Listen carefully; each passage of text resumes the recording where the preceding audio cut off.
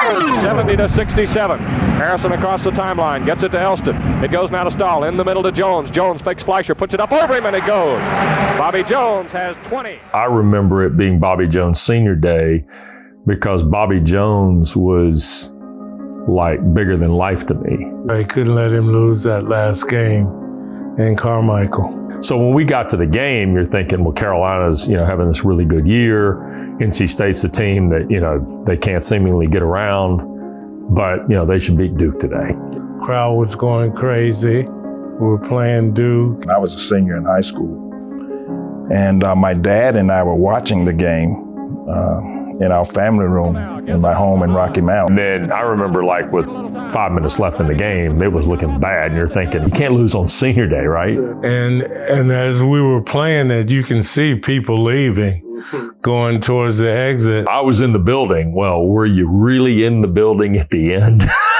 And I guess with about 30 seconds, 25 seconds to go in the game, I didn't want to see the guys lose, so I went outside and started washing my dad's car. For me, the most fascinating part about it is how everything that had to go right went right. Elston, back to Harrison, to Walter Davis, jump shot off the glass is good. Walter Davis. I got hot that second half, and I remember Coach Smith saying, "Get the ball to Walter." And I never heard him say that. And I was just a freshman. When it's an 8-point game with 17 seconds left, then all of a sudden, Carolina's got exactly the right number of timeouts left. They've got the right people going to the free throw line for Duke. And remember, the guys started looking for me to get the ball and moving without it. It's just the flow of the game. That's how it went. Kupchak will make the long front court pass. Gets it to Walter Davis. 2-1. Walter takes the shot.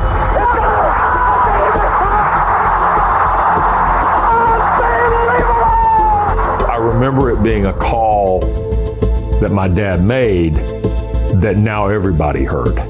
Seemingly the people in the state of North Carolina knew he did the games, but I remember being within the next year or so getting the sense, okay, a lot of people have heard this call.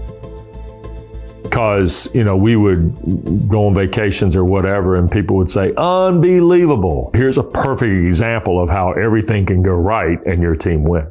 Now the guy's got to hit a shot. And years later, I knew I was still playing in the pros. I made it at one of Coach Smith's kids' basketball camp. But this time I switched it instead of banking it. I wasn't trying to bank it when I made it the first time. I didn't see it live, but I've seen it many times. The moment and the sequence of the moment, 8 points in 17 seconds without a 3-point line, my dad felt like, you ought to mark it on the floor somewhere.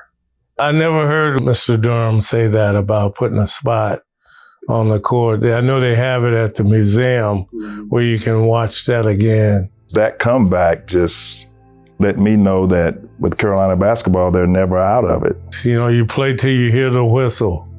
In college basketball, till you hear the big buzzer to signals the end of the game.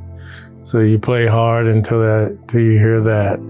And you look now, every coach in America learns how to shorten a game or extend a game based on the habits of Coach Smith. Oh, I don't think people realize how smart Coach Smith was, number one. He just looked at tape all the time. We knew that he had just studied the other team so much and he knew them like the back of his hand, that if we did what he told us to do, we were going to have a great chance to win. When you look over at him and he's sitting there looking at you, just mild-mannered, confident that you were going to get the job done. So it made you play that way, relaxed. Sitting on the sideline like you was sitting in the living room watching TV, just nice and calm. And I thought it'd be fun to play for someone like that wasn't up ranting and raving. And I'm glad I made the right decision. It's so much off the court that it's part of Coach Smith too. I mean, the way that he carried himself, the way that he preached humility, and no one is more important than the other person. Winning is a byproduct of doing the right thing.